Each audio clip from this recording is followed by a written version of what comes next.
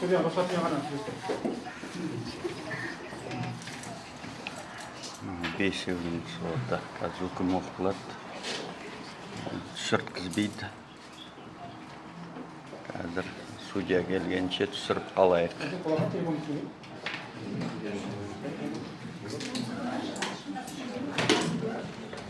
Жиналған жұрт.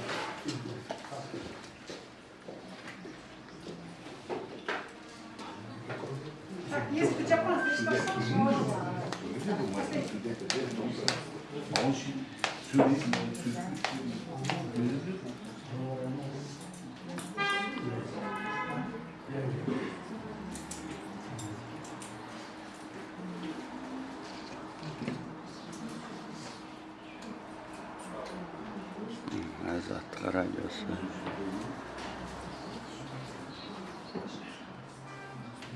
Қойшыбек пен Абзалды кіргізбей қойды.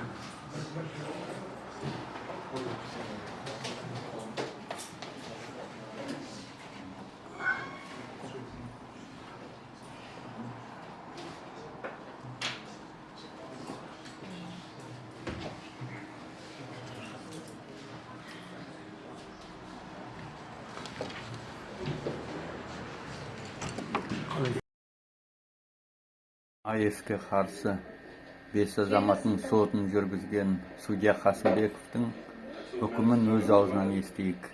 Екі блогер Қойшыбек және Абзал Достияр тәртіпті бұзғандықтан екеуі залдан шығарылған еді. Бірақ мына Азаттық радиосы да кейін шығып кеткен екен, шығарылып жүрген екен, оны мен білмей қалдым. Азаттық және басқа тағы да 2-3 блогер бар, оны білмей қалдым. Оны білмей шығарып жүрдік кешегі сіздер. Тәртіп бұзған 2 блогер ғана. Негізі процесс ол бастан ашық жүріп жатыр, мына халық оған куә. Екеуі тәртіп бұзды, екеуі ғана залдан шығарды. Қалғандарыңыз түсіре берсеңіздер, тапсыра берсеңіздер болады. Үкім жарияланады. Снимать можно? Снять можно? Нет. Сіз шығыңыз. Шығасаңызшы бұл, шығып деген шығасаңызшы. Олықтан тәртіп бұзбау керек. Тәртіп бұзбаса мінекей, мына кісілер сияқты. Даже кеше Азаттықтың өзі біздің шығарып жібергенімізді мәдениетті жазған. Сотты қараламай, мындай этикетті сақтап жазған. Сол да жұмыс істеуге болады ғой. Жарайды, ақсақалдар отырып тыңдай берсін. Телефонды өшіп қоя. Сонымен үкім жарияланады. Қазақстан Республикасының атынан үкім 2025 жылғы 26 тамыз Алматы қаласы. Алматы қаласының Алмалы ауданы соты құрамында төрағалық етуші судья Қасымбеков болып, Хақшылықты Алпысбаева, мемлекеттік айыптаушы, Алмалы ауданы прокуратурасының прокуроры Асылханның, сотталушылар Қазақбайдың, Жолбаев, Сыдықов, Мубараков және Темірғалиевтің, олардың қорғаушылар адвокаттары Бердіқожа, Нұрпейісов және Балғабаеваның, жақын туыстары Тарика Қазақбай, Сыдықованың, Утикаеваның және Шамшиденнің қатысуымен өзінің ашық сот мәжілісінде жалпы тәртіптегі бас сот талқылағанда аудио бейне жазбаны қолдана отырып, мына азаматтарға қатысты қылмыстық істі қарады. Қазақбай Жанат Түйтенұлы 1958 жылдың 15 қаңтарында туылған, туған жері Жамбыл облысы, Қазақстан Республикасының азаматы, білімі жоғары, жұмыс істемейді, заң некеде жоқ, зейнеткер, бұрын сотталмаған, мекен жайы Алматы қаласы Медеу ауданы, Хамиди көшесі 28-а, 2024 жылдың 29 қыркүйегінен бері күзетпен ұстауда отырған, айыптау актісінің көшірмесін алған, сотта қылмыстық кодексінің 24 бабының 3-ші бөлігі, 272 бабының 1-ші бөлігімен берілген. Жолбаев Нұрлан Мырзатаевич 10 мамыр 1959 жылы туылған, туған жері Түркістан облысы, Қазақстан Республикасының азаматы, білім орта, зейнеткер, заң некеде, бұрын сотталмаған, мекен жайы Алматы қаласы Алатау ауданы, Олжан 1 ықшам ауданы, Ақжазық көшесі 12, 2024 жылдың 29 қыркүйегінен бері күзетпен ұстауда отырған, айыптау актісінің көшірмесін алған, сотта қылмыстық кодексінің 24 бабының 3-ші бөлігі, 272 бабының 1-ші бөлігімен берілген. Сыдықов Қазылжан Мейрамғалиевич 1961 жылдың 15 мамырында туылған, туған жері Алматы облысы, Қазақстан Республикасының азаматы, білім орта, зейнеткер, заң некеде, бұрын сотталмаған, мекен жайы Алматы облысы, Іле ауданы, Жайнақ округі, Нұрлы жол бау бақшасы, 8-ші линия көшесі, 10-ші үй, 2024 жылдың 29 қыркүйегінен бері күзетпен ұстауда отырған айыптау актісінің көшірмесін алған. Сондықтан қылмыстық кодексінің 24 бабының 3 бөлігі 272 бабының 1 бөлігімен берілген. Мубараков Айдар Шамсиденович 1969 жылдың 21 тамызында туылған. Туған жері Павлодар облысы, ұлты Қазақстан азаматы, білімі жоғары, заң некеде жоқ, жұмыс істемейді, әскери міндетті емес, бұрын сотталмаған, мекен жайы Алматы қаласы, Монтажная көшесі 43, 2024 жылдың 29 қыркүйегінен бері күзетпен ұстауда отырған, айыптау актісінің көшірмесін алған. Сотта қылмыстық кодексінің 24 бабының 3 бөлігі 272 бабының 1 бөлігімен берілген. Темірғалиев Нұрлан Мустелимович 1970 жылдың 25 қарашасында туылған, туған жері Алматы облысы, Қазақстан азаматы, білім орта, заң некеде, жұмыс істемейді, әскери міндетті, бұрын сотталмаған, мекен жайы Алматы облысы, Талғар ауданы, Гүлдала ауылы, Пичиков көшесі 2-4. 2024 жылдың 29 қыркүйегінен бері күзетпен ұстауда отырған, айыптау актісінің көшірмесін алған. Сотта қылмыстық кодексінің 24 бабының 3 бөлігі 272 бабының 1 бөлігімен берілген.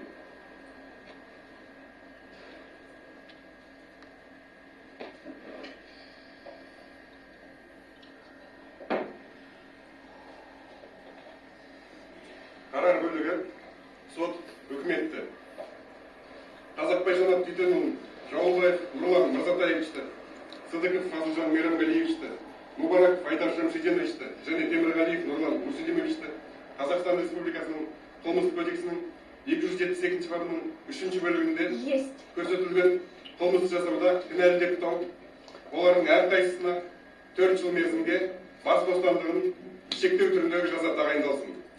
Қылмыстық кодексінің 50 бабының 3 бөлігінің негізінде сотталғандардың әрқайсысына 5 жыл мерзімге саяси партияларды, саяси қоғамдық бірлестіктер мен ұйымдарды құру, оларға мүше болу және олардың жұмысына қатысумен байланысты қызметпен айналысу құқығынан айыру түріндегі қосымша жаза тағайындалсын.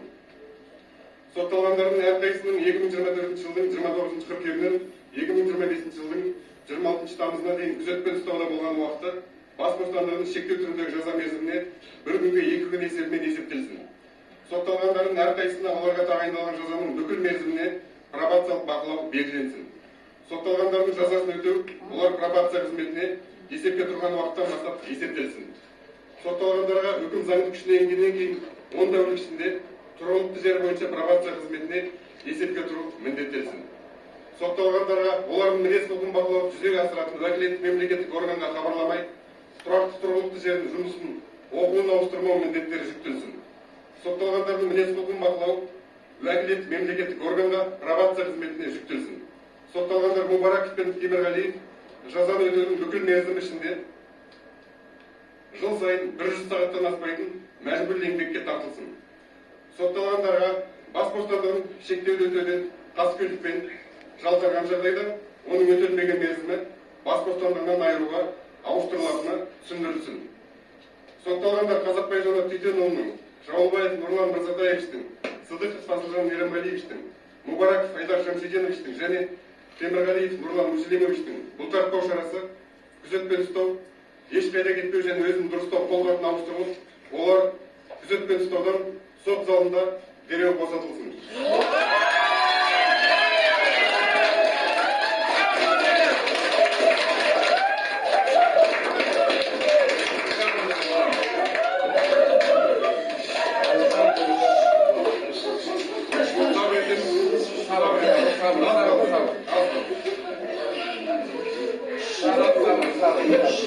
Заттай дәлелдемеден біздің барысы жазылған бейнежазбалары бар, видеоның кесімдер. Сотталғандардан алынған Samsung ұялы телефоны, Samsung S24 ұялы телефоны, Rosso ұялы телефоны, Redmi ұялы телефоны, iPhone 10 ұялы телефоны және бір дана флеш-карта іс материалдарымен бірге оның барлық сақтау мерзіміне сақталсын. Алматы қаласының полиция департаментінің сақтау қоймасында сақтаулы 607 дана арест салынуына қарсы брошюралар, 29 дана QR-кодтар, A4 форматтағы 600 дана арест салынуына қарсы брошюралар, QR-кодтар бар, 2151 дана қағаз флайерлар жойылсын. Сотталғандар Қазақбай, Жауылбаев, Сыдықов, Мубараков және Темірғалиевтен әрқайсысынан жәбірленушілерге өтемақы қорына мәжбүрлі төлем ретінде 55.380 теңге өндірілсін. Үкімге разы емес жақтар оған ол жарияланған уақыттан бастап 15 тәулік ішінде Алматы қалалық сотының жөнсіз істер жөніндегі сот алқасына Алмалы ауданы соты арқылы апелляциялық шағым немесе өтінім беруге құқылы. Судья Қасымбеков, отырамыз.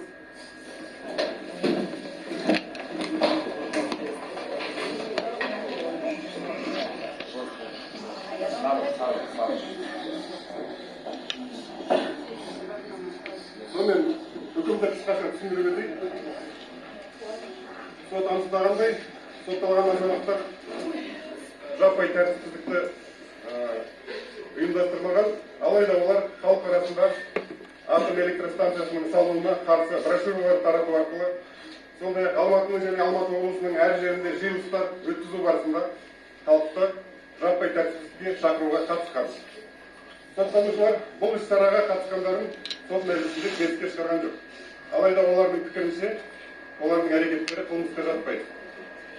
Бірақ іс материалдары сотталушылардың халық арасында үгіт-насихат жүргізген кезде айтылған сөздері, олардан алғаш алынған брошюралардың саны олардың өз әрекеттеріне халықты қоспақшы болғаны бекітіледі.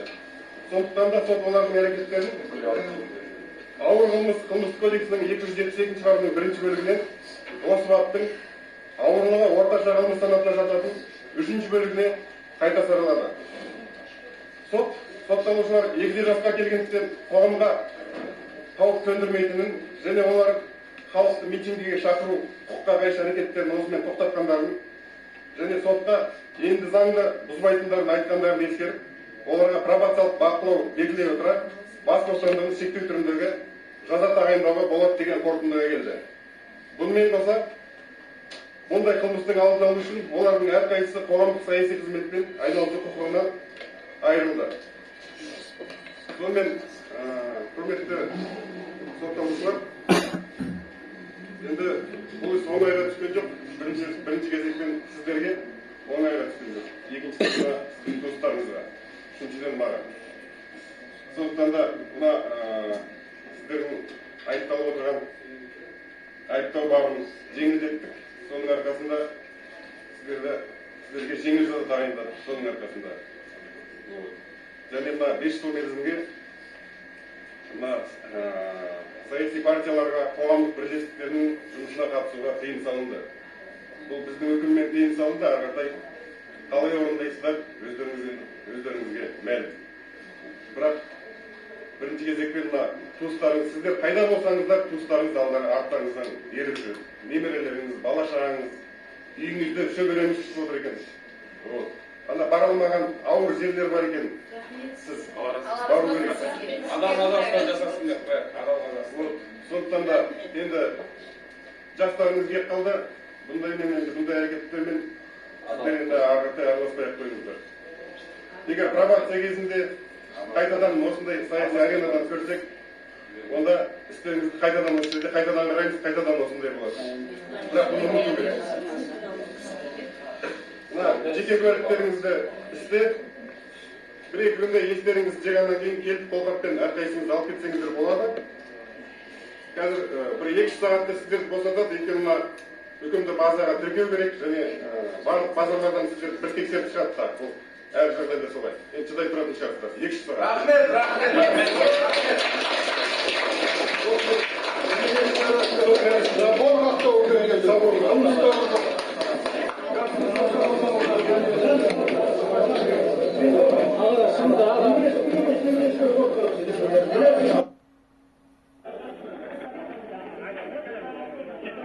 Жаңағы оқталу, жаппай тәртіпсіздікке оқталу. Енді біз сотқа өздеріңіз қатысыңыздар. Біз сотта жаңағы жалпы бұл істе ешқандай қылмыстық құрам жоқ екенін біз дәлелдедік. Өйткені оқталу деген сөз жаңағы сақадай сай дайындалу керек. Мына қылмыс жасайтын құралдар, қарулар, өртейтін, жағатын, бұзатын, қирататын заттар бұлардың өздерінен не үйлерінен табылған жоқ. Ондай сөз сөз мәтіндері деп көрсеткен сараптамада ондайлар мүлдем болған жоқ. жалпы менің өзім жаңағы заңгер ретінде айтарым, бұл жерде ешқандай қылмыстық құрам жоқ. Неге? Өйткені алдыңғы 7 адамға істі не үшін қысқартты? Өйткені ол қылмыстық құрамы жоқ қой. Бұларда да құрамы жоқ. Сондықтан бұлар енді қамалып қойғаннан кейін амал жоқ. Осындай жаңағы жеңіл жазамен осындай үкім шығарып отыр. Енді менен бұл жерде әділ емес деп санаймын. Енді қазір сотталушылар шығып кішкене есін жиғаннан кейін сөйлесеміз. Өйткені біз арғатай бұны апелляциялық жоғарғы сотқа шағымданамыз деп отырмыз. Өйткені бұл жерде қылмыс құрамы жоқ. Бұған бұл жеңістің алды ғана. Алдыда әлі күресеміз. Өйткені бұлардың еш қайсының, сол 5-еуінің, және алдыңғы 7-еуінің, еш қайсылардың іс әрекеттерінде қандай да бір қылмыс берген мүлдем жоқ. Жақсы. Көп болса тек қана әкімшілік жазаға тартуға болатын еді. Әкімшілік жазаға 20 есептік айыпқа көрсеткішке сумма жазса да 100 мың ақша төлеп тұрсы да. Немесе 10 тәулік, 15 тәулікке қамаса да. Болды. Жаңа судьяның айтып отырған жұртты жаңағыдайға бастамақ болды қарсылық, наразылыққа дегені одан артық жаза емес. 11 ай отыр. Оның үстіне енді апарып 4 жылға жаңа шартты жазаға шығарып, бостандыққа шығарып отыр. Бұлар өздерінің шегінетін жері қалған жоқ. Несілерлерін білмей жынды болды. Ақырында Ақорда ақылға келген болды. Сонда ойлап тапқандары мына жігіттерді босату. Әрине осыған қуанған болып отырмыз. Бірақ бұл дұрыс нәрсе емес. Қазақстанда шын мәнінде Тоқаев әділетті Қазақстанды, жаңа Қазақстанды орнатқысы келсе бұлай орнатпау керек. Әділеттілік жасау керек. Толық ақтау керек. Енді үйге шықсын, бостандыққа шықсын, олардың өзінің арғырай апелляция, кассация жазып талпынуына болады. Біздің қалауымыз бұл жігіттерді толық ақтау. Әрине бостандыққа шыққандар өте жақсы, керек. Өткен денсаулықтарда бұзыла бастады. Жастар ұлғайған азаматтар, отбасылық болсын, өмірдегі жағдайы болсын. Онымен қоса енді 5 жылға қоғамдық саяси істермен айналыспау керек дейді. Түпкі мақсаттар осы. Қазақстанда ешкім қоғамдық саяси жұмыспен араласпау керек. Былайша айтқанда билікті сынамау керек. Билікке қарсы болмау керек. Басынан теуіп жатса, артынан теуіп жатса, қарап қойып, сен екенсің ғой, рахмет деу керек. Бұлар соған апара жатыр. Ол дұрыс емес.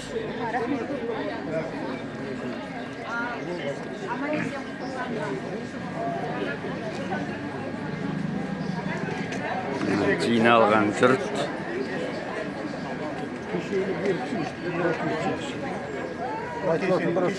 Енді ана 5-еуіне пробациялық не берді. Қазір 1-2 сағаттан кейін шығарамыз дейді. Құжаттарды тексеріп болғаннан кейін. Бұл бәрібір заңсыз айтылып та жатыр. Ана 11 ай жазықсыз отырып шықты. Сол үшін де олар ақталып шықса миллиондаған теңге өтемақы төлеу керек. Содан құтылу үшін осындай шартты жазамен босатамыз деп отыр. Кішкене пар шығарып алудың амалдары, шектеулер, оны тағы қосамыз. Бейне диктофонға жазылған сөздерін, соттың үкімін. Міне шықты. Бәрі көрісіп жатыр. Айдар қалайсың? Елмира деген менің сіңілім еді. Досым деп үлгерамай қалды ол. Сәлем айт деп. Жандарым, сол жандарым.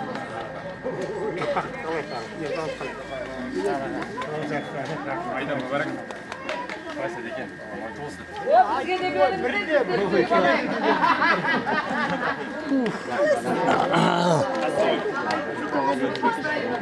Ал Айдар тағы да. Не дейсің? Енді сотты бәрін көрдіңіздер. Иә. Қолдағандарыңызға мың рахмет, біздің адвокаттарға рахмет.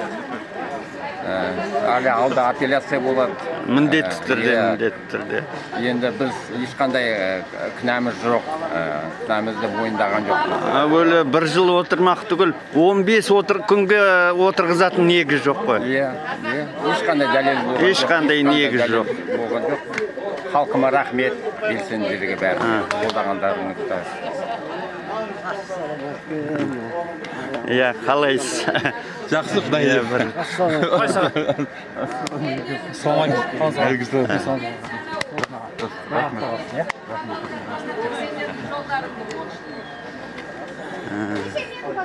Dumanımız çıksın, aygerimiz Жыланбаев Рахмет.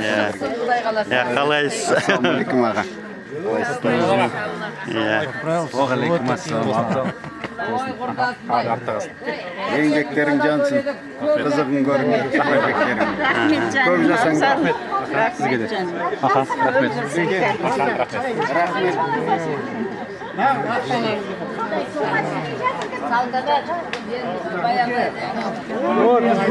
Главный менің қорғаушым, жеке қорғаушым Жанары. Сіздің еңбегі міне.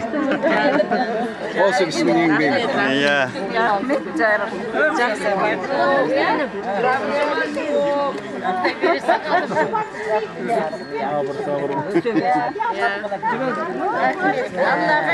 Рахмет. Міне қуаныштарында шек жоқ. Bir Allah'ın arkası. Ya konuştum onu. Advokatlar bana var. Onda adamlar. Бұл енді жартылай жеңіс. Ең бастысы бостандықта. Самый главный бостандықта. Бастысы бостандықта, қалғаны тағы алда. Адал кешін шығартқан. Күрес жалғасады әлі. Рахмет көп. Апелляция. Көп рахмет.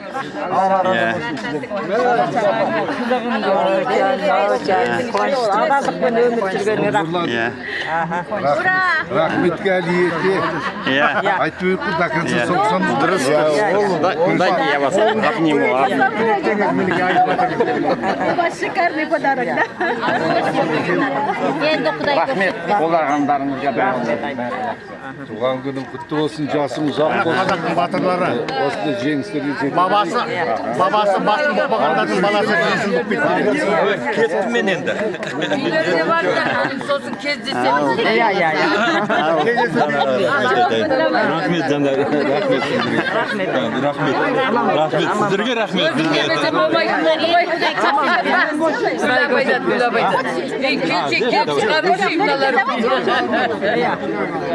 Soğan sonra geldi koy özür. Ya.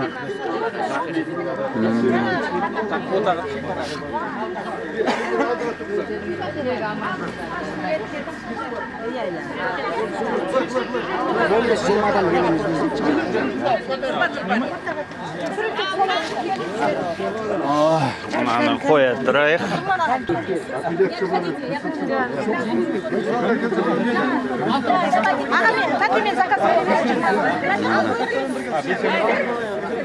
Қуанып жатыр. Ең бастысы бостандықта. Әлі апелляциялық сот болады.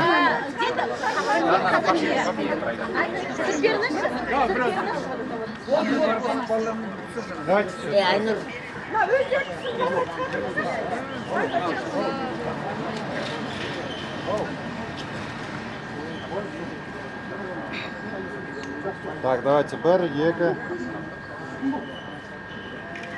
Ғалым келмеп та бүгін.